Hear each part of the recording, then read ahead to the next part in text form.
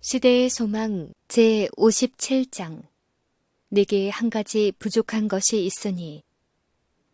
예수께서 길에 나가실새 한 사람이 달려와서 꿇어앉아 묻자오되 선한 선생님이여 내가 무엇을 하여야 영생을 얻으리이까. 이렇게 질문한 청년은 관원이었다. 그는 큰 부자였으며 책임있는 지위에 있었다. 그는 그리스도께서 당신께 나온 어린이들에게 나타내신 사랑을 보았다. 그분께서 그토록 부드럽게 어린이들을 영접하여 팔에 안으시는 것을 본 그의 마음은 구주에 대한 사랑으로 불타올랐다. 그는 그분의 제자가 되기를 희망하였다. 그리스도께서 길을 가실 때에 그는 매우 깊이 감동되어 그분께 달려가서 발 앞에 엎드려 그의 영혼과 모든 인간의 영혼에게 매우 중대한 문제를 성실하고도 열렬하게 질문하였다. 선한 선생님이여, 내가 무엇을 하여야 영생을 얻으리이까? 그리스도께서는 네가 어찌하여 나를 선하다 일컫느냐? 하나님 한 분 외에는 선한 이가 없느니라. 라고 말씀하셨다. 예수께서는 그 관원의 성실성을 시험하고 자기를 선하다고 하는 그런 사고방식을 그에게서 뽑아내고자 하셨다. 그와 이야기하고 있는 분이 하나님의 아들임을 그가 깨달았을까? 그의 마음의 진정한 생각은 무엇이었을까? 이 관원은 자기 자신의 의를 높이 평가하였다. 그는 어떤 결점이 있다고 생각지는 않았으나 그러면서도 완전히 만족할 수는 없었다. 그는 그가 갖지 못한 어떤 것의 필요를 느꼈다. 예수께서 어린 아이들을 축복하신 것처럼 그를 축복해서 그의 영혼의 필요를 만족시킬 수는 없으실까? 이 질문에 대한 대답으로 예수께서는 영생을 얻으려면 하나님의 계명을 지킬 필요가 있다는 것을 그에게 말씀하시고 이웃에 대한 사람의 의무를 보이는 몇 계명을 인용하셨다. 관원의 대답은 당당하였다. 이 모든 것을 내가 지키었사오니 아직도 무엇이 부족하니이까. 그리스도께서는 마치 그의 생애를 훤히 아시고 그의 품성을 살피시는 것처럼 청년의 얼굴을 들여다보셨다. 그분께서는 그를 사랑하셨으며 실질적으로 그의 품성을 변화시킬 평화와 은혜와 기쁨을 주고자 갈망하셨다. 그분께서는 네가 오히려 한 가지 부족한 것이 있으니 가서 네 있는 것을 다 팔아 가난한 자들에게 주라. 그리하면 하늘에서 보화가 네게 있으리라 라고 말씀하셨다. 그리스도께서는 이 청년에게 이끌리셨다. 이것은 내가 어려서부터 다 지키었나이다 라고 한 그의 확언으로 청년의 성실함을 아셨다.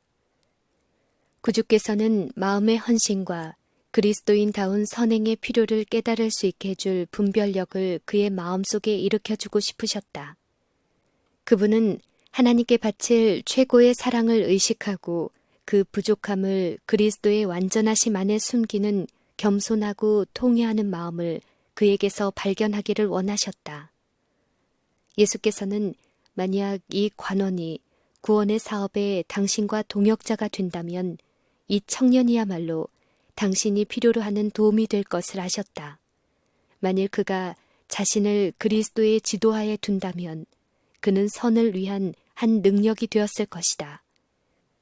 만일 그 관원이 구주와 연합했더라면 그는 그로 사람들 가운데서 거룩한 능력이 될 수 있게 해주었을 자격을 구비하고 있었으므로 그리스도를 현저하게 드러냈을 것이다.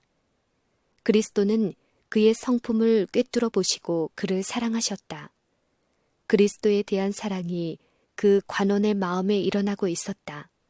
왜냐하면 사랑은 사랑을 낳기 때문이다. 예수께서는 그가 당신의 동역자가 되기를 원하셨다. 그분께서는 그를 당신처럼 하나님의 형상을 반사하는 거울로 만들고자 하셨다.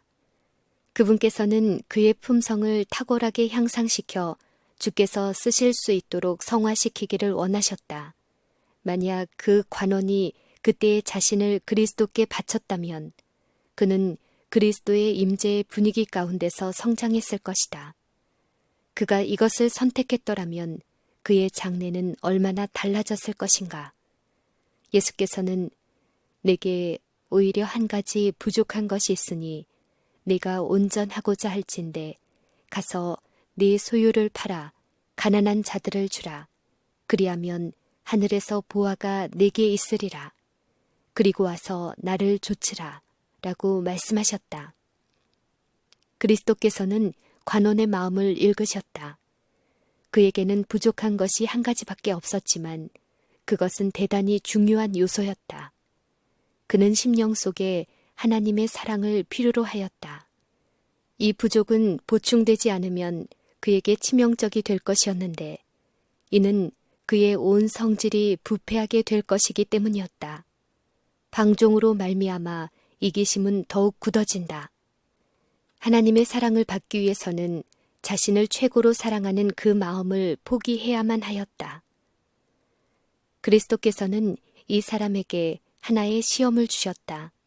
그분께서는 그에게 하늘의 보화와 세속적 위대함 중에서 하나를 선택하도록 요구하셨다. 그가 만일 예수를 따른다면 하늘의 보화가 그에게 약속되었을 것이다. 그러나 자아를 포기하고 그의 의지를 그리스도께서 주관하시도록 해야 할 것이었다. 바로 하나님의 거룩하심이 청년 관원에게 제공되었다. 그는 하나님의 아들이 되어 하늘의 보화를 그리스도와 함께 상속받을 특권을 가지고 있었다. 그러나 그는 십자가를 지고 구주를 따라 극기의 길을 가야만 했다. 그리스도의 말씀은 그 관원에게는 사실상 너희 섬길 자를 오늘날 택하라는 초청이었다. 선택은 그에게 달려 있었다. 예수께서는 그가 회개하기를 열망하셨다. 그분께서는 그의 품성에 병든 곳을 그에게 보이셨으며 청년이 그 문제를 저울질하고 있을 때 그 결과를 얼마나 큰 관심을 가지고 주목하셨던가. 만일 그가 그리스도를 따르기로 결정한다면 그는 모든 일에 그분의 말씀을 순종해야 할 것이다. 그는 그의 야심찬 계획을 포기해야만 할 것이다. 구주께서는 청년이 성령의 초청에 응하기를 바라시면서 얼마나 열렬히 간원하셨으며 얼마나 갈급한 심령으로 그 청년을 바라보셨던가. 그리스도께서는 그 관원이 그리스도인의 품성을 완성시킬 수 있는 곳에 자신을 처하게 할 수 있는 유일한 조건을 말씀하셨다. 그분의 말씀은 엄격하고 가혹한 것처럼 보였지만 그것은 지혜의 말씀이었다. 이 말씀을 받아들이고 순종하는 것만이 관원에게 유일한 구원의 희망이었다. 높은 지위와 재산은 그의 성품을 악으로 인도하는 교묘한 가마를 끼치고 있었다. 그것을 계속 간직한다면 그것들은 하나님 대신 그의 사랑을 차지할 것이다. 하나님께로부터 다소라도 물러가는 것은 도덕적인 능력과 효능들을 감소시킬 것을 계속 보유하고 있는 것이다. 그 이유는 이 세상 사물을 귀중히 여기면 그것들이 아무리 불확실하고 무가치할지라도 마음을 모두 빼앗고 말 것이기 때문이다. 그 관원은 재빨리 그리스도의 말씀의 뜻을 다 이해하고 슬퍼하였다. 만일 그가 제시된 선물의 가치를 깨달을 수 있었더라면 그는 지체 없이 그리스도의 추종자의 일원으로 등재하였을 것이다. 그는 명예로운 유대인의 공예의 일원이었다. 사단은 그의 장래가 유망하다고 아첨하면서 그를 유혹하고 있었다. 그는 하늘의 보화를 원하였지만 그의 재산이 가져올 현세의 유익도 원하였다. 그는 이런 상태에 놓여 있음을 슬퍼하였다. 그는 영생을 원하였으나 기꺼이 희생하려고 하지 않았다. 영생의 값이 너무 큰 것처럼 생각되고 재물이 많음으로 그는 슬퍼하면서 떠나갔다. 하나님의 계명을 지켰다는 그의 주장은 기만이었다. 그는 재산이 자기의 우상임을 보여주었다. 세상이 그의 애정의 첫째 자리를 차지한 동안 그는 하나님의 계명을 지킬 수 없었다. 그는 선물의 시여자보다 하나님의 선물들을 더 사랑하였다. 그리스도는 청년에게 당신과의 친교를 제의하셨다. 그분은 나를 따르라고 말씀하셨다. 그러나 그에게 있어서 구주는 사람들 가운데서 그의 이름이나 재물만큼 귀중하지 않았다. 보이지 않는 하늘 보화를 위하여 보이는 세상 재물을 포기하는 것은 너무 큰 모험이었다. 그는 영생의 제위를 거절하고 떠나갔다. 그때 후로 항상 세상이 그의 경배의 대상이 될 것이었다. 무수한 사람들이 이와 같은 호된 시련을 통과하면서 그리스도와 세상을 저울질하고 있다. 많은 사람들이 세상을 택한다. 그들은 젊은 관원처럼 나는 이분을 나의 지도자로 모시지 않겠다고 마음속으로 말하면서 구주로부터 돌아선다. 그리스도께서 이 청년을 취급하신 일은 실물 교훈으로 제시된다. 하나님께서는 당신의 모든 종들이 따라야 할 행위의 규범을 우리에게 주셨다. 하나님의 율법에 대한 순종은 단순히 법문에 대한 순종이 아니라 실생애로 옮겨지고 품성으로 예증될 수 있는 순종이다. 하나님께서는 당신의 나라의 시민이 되고자 하는 모든 사람들을 위하여 품성에 대한 당신 자신의 표준을 세우셨다. 그리스도와 동역자가 되고 주여 나의 모든 소유와 나의 전 존재가 당신의 것입니다.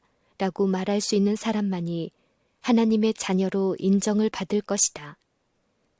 하늘을 갈망함에도 불구하고 제시된 조건들 때문에 돌아서 버리는 것이 무엇을 의미하는지 모든 사람들은 숙고해야 한다. 그리스도께 아니요 라고 말함이 무엇을 의미하는지 생각하라. 관원은 아니요, 나는 당신께 모든 것을 드릴 수 없습니다. 라고 말하였다. 우리도 같은 말을 하지 않는가? 구주께서는 하나님께서 우리에게 하도록 맡기신 사업을 우리와 함께 하시겠다고 제의하신다. 그분은 하나님께서 우리에게 주신 재산을 세상에서 당신의 사업을 진척시키는 데 사용하자고 제의하신다. 오직 이 방법으로서만 그분께서 우리를 구원하실 수 있다. 그 관원의 재산은 그가 충실한 청지기임을 입증할 수 있도록 그에게 위탁된 것이었다. 그는 이 소유물을 도움이 필요한 자들에게 축복이 되도록 분배해야 할 것이었다. 그와 같이 오늘날도 하나님께서 사람들에게 재물과 재능과 기회를 위탁하셔서 그들로 하여금 가난하고 고통당하는 자를 도와주는 일에 하나님의 대리자가 되게 하신다. 그에게 위임된 선물을 하나님께서 계획하신 대로 사용하는 자는 구주와 동역자가 된다. 그는 그분의 품성의 대표자로서 영혼들을 그리스도께 인도한다. 젊은 관원의 경우와 같이 신임받는 높은 지위에 있고 재물이 많은 사람들에게는 그리스도를 따르기 위하여 모든 것을 포기하는 일이 너무도 큰 희생처럼 보일는지 모른다. 그러나 이것은 그리스도의 제자가 되고자 하는 모든 사람의 처세운이다. 순종만이 간합된다. 자신을 포기하는 것, 이것이 그리스도의 가르침의 요지이다. 자주 그것은 권위적인 것처럼 보이는 말로 제시되고 명령되었다.